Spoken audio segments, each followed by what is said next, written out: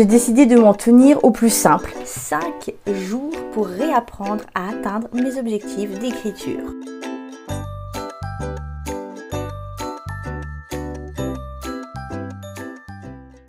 En août, je me suis posée avec mon agenda créatif. Ça, c'est mon agenda créatif et j'ai décidé de me fixer 5 jours pour réapprendre à atteindre mes objectifs d'écriture. Et j'en profite pour vous tourner une vidéo. Je voulais aborder les thèmes piliers du travail dit intellectuel, tel que le qualifie Cal Newport dans son livre Deep Work. Donc un travail dit intellectuel, le plus souvent pratiqué chez soi et par extension très solitaire. Sauf si on aime travailler dans les cafés avec d'autres personnes, ce que moi j'aime pas tellement faire.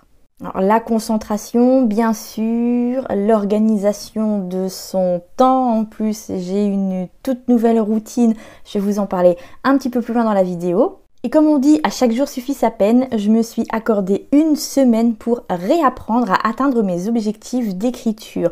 Au moment où je tourne cette vidéo, soit 3 semaines, 1 mois après, je peux vous dire que c'est au poil. Donc mon test est OK. Et donc voilà la vidéo qui en découle. L'environnement de travail était pour moi le point de départ propice pour atteindre mes objectifs d'écriture, pour réapprendre à atteindre mes objectifs d'écriture. C'est carrément le déclic qu'il me fallait après 2 ans à boucler des projets ça et là, à tâtonner, à switcher beaucoup d'un roman à l'autre, de finir un peu comme j'en avais envie. Alors déjà de base, je suis quelqu'un qui commence des romans mais qui peut les finir plusieurs années après, ce qui est assez problématique parce que entre maintenant et le moment où j'ai commencé à écrire ces romans, mon écriture a évolué et heureusement, donc il y a pas mal de choses à réajuster. Mais là, ces 2 dernières années, après un long burn-out, c'était encore pire. Donc ouais, l'environnement de travail, ça a été plutôt mon point de départ. J'ai opté pour un setup épuré à l'image de ce que je voudrais dans cette caboche de merde qui ne s'arrête pas de tourner à 100 à l'heure tout le temps, même si c'est moins maintenant le soir. Comme j'ai une routine du soir, même si j'ai un peu de mal à m'y tenir, ça va beaucoup mieux à ce niveau, mais ça tourne toute la journée, ça tourne, ça ne s'arrête pas. Et je vous raconte même pas quand c'est le moment de faire ma toilette ou de faire la vaisselle ou de ranger un peu la maison, le bureau. Donc j'ai tenu à avoir un setup épuré à l'image de cet objectif que je voudrais atteindre pour ma tête.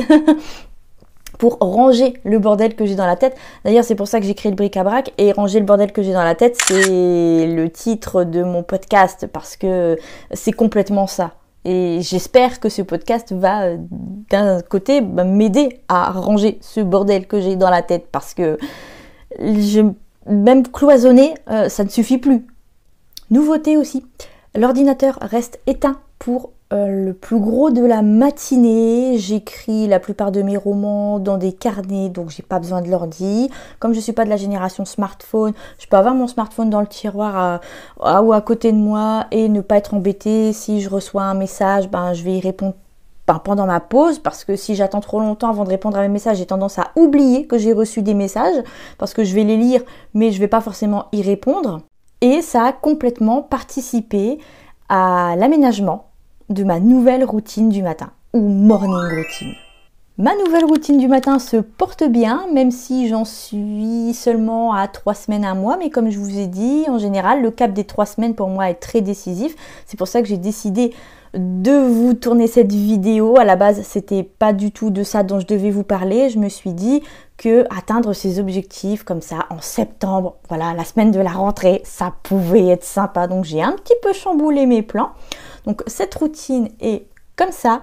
Accessoirement, je suis ravie d'en revenir aux bases de mon métier, à savoir l'écriture. Moi, je suis autrice, je ne suis pas créatrice de contenu, power, etc. C'est de la côté, c'est pour dire d'avoir à manger. C'est un nouveau pas vers ma nouvelle concentration. Ouais, ça fait un peu bizarre dit comme ça, mais là tout de suite j'ai pas d'autres formulations en tête, mais vous avez compris l'idée. Donc c'est super, c'est un bon gros pas vers cette concentration, parce que déjà je suis complètement du matin, hein, d'où ma routine du matin, d'où le fait que j'ai toujours plus ou moins eu une routine du matin et beaucoup moins une routine du soir. Et point non négligeable, ça me fait démarrer la journée d'un bon pied, je dirais même d'un super bon pied. J'ai beaucoup de projets à boucler, qu'ils soient professionnels ou personnels. Et commencer la journée avec un sentiment d'accomplissement, ouais, c'est hyper satisfaisant, c'est motivant, c'est encourageant. Ça me fait un bien fou, tout simplement. Mes 2 heures d'écriture quotidienne, oui, parce qu'il s'agit de 2 heures d'écriture quotidienne, du coup j'ai un petit peu oublié de vous le préciser, m'aident donc beaucoup à réacquérir cette concentration que j'avais avant, cette concentration qui s'est envolée avec la maladie de Champollion, puis avec sa mort, où c'est vrai que j'ai adopté un rythme un petit peu n'importe comment, mais j'en ai un peu plus parlé dans la vidéo de la semaine dernière, donc je vous mets ça dans le petit i, si c'est bien de ce côté-là. De toute façon, le lien est dans la description. Ça a été dur de passer d'un temps qui ne m'appartenait plus vraiment, puisque je m'organisais en fonction de Champollion, en fonction de ses habitudes, pour ne pas le laisser trop longtemps tout seul, étant donné que, par exemple, il ne voulait plus venir dans mon bureau, il voulait rester en bas. Donc ça a été dur de passer de ce temps qui ne m'appartenait plus vraiment à un vide permanent quand il est mort, puis à un réapprentissage de ma concentration. Après une période où je me suis pas laissée aller, ça s'est super bien passé, le deuil, la phase de deuil s'est super bien passée, même si j'ai encore des petites phases de voilà où c'est difficile, notamment les dates anniversaires. Mais j'ai un peu lâché prise, je me suis un peu foutu la paix, et on avait profité des vacances du ZNIAC pour faire plein de sorties. On est allé au centre historique minier de Leward, on est allé au planétarium qui a ouvert l'année dernière, je crois, donc au planétarium de Douai. On est allé au parc Astérix, on s'est éclaté. On est allé chez j'allais dire chez ses beaux-parents. Non, on est allé chez mes beaux-parents. Mais comme j'en avais super envie d'en revenir à l'écriture, de vraiment avancer sur mes projets, de mettre un bon coup de collet à tous ces projets qui sont entamés, et que je voudrais finir d'ici décembre, ça a vachement facilité la transition. Et j'allais dire la transaction, je sais absolument pas pourquoi. Et si vous voulez en savoir plus sur tous ces projets que je vais mener, sur lesquels je vais travailler d'ici décembre, il y a une vidéo qui sort la semaine prochaine dans le bric-à-brac. Le lien est dans la description. C'est une vidéo réservée aux abonnés payants, parce que ça fait partie de ces vidéos qui me prennent plus de temps à préparer, qui sont un peu plus perso aussi. Et adhérer au bric-à-brac, devenir un abonné ou une abonnée payant ou payante, ça me permet de financer tout le travail autour de la chaîne, autour du podcast, les articles de blog, bref, tout ce sur quoi je ne me rémunère pas autrement.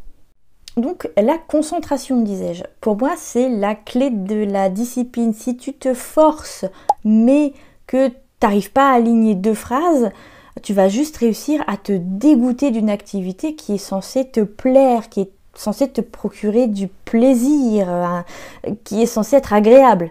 Et puisque je parlais de commencer mes journées par un bon gros sentiment de satisfaction, d'accomplissement, ça aide beaucoup dans ma gestion du temps, que ce soit le temps professionnel ou le temps personnel. Je suis quelqu'un qui ne prend qu'une minuscule pause pour le déjeuner, qui reste sur sa lancée, parce qu'une fois que je suis posée, c'est foutu, je ne bouge plus mon cul du canapé. Mais c'est pratique, ça compartimente mon temps, ça compartimente mes journées. C'est d'ailleurs pour ça que j'ai arrêté avec le perso dans mon bullet journal, même si je sais qu'on parle d'un outil d'organisation de vie. Non, ça coinçait beaucoup trop. D'ailleurs, mon prochain bougeot, là celui de 2026, va avoir nettement moins de pages annuelles. Je vous rappelle que vous pouvez me poser vos questions ici ou sur Insta dans le cadre de la FAQ de la semaine prochaine que je suis actuellement en train de préparer. J'ai déjà reçu quelques questions sur Insta, mais n'hésitez pas à me poser les vôtres, ça me fera super plaisir d'y répondre. Et en plus, si vous vous posez ces questions, il y a fort à parier que d'autres personnes se les posent également. Donc je vais faire d'une pierre deux coups et y répondre ici pour conclure cette série de la rentrée. Pour devenir un abonné payant ou une abonnée payante au Bric-à-Brac et soutenir mon travail, la chaîne, le podcast et Blogounet, c'est toujours dans la description, 5 € par mois ou 50 € à l'année. Vous arrêtez quand vous voulez, vous reprenez quand vous voulez, c'est absolument sans engagement bien sûr.